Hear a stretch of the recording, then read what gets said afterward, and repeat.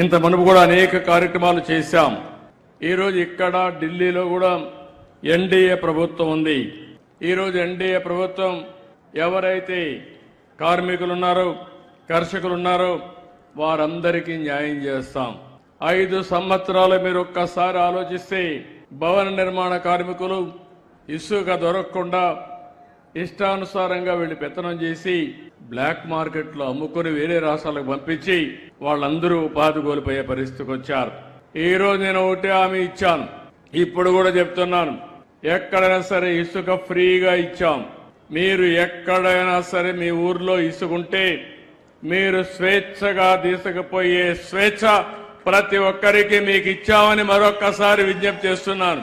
ఎవరైనా సరే అడ్డం వచ్చినా, మీ ఊర్లో అవకతవకలు చేసినా మీరు పోరాడండి, ఎదురు తిరగండి, గట్టిగా ఉండండి, నేను అండగా ఉంటానని మరొక్క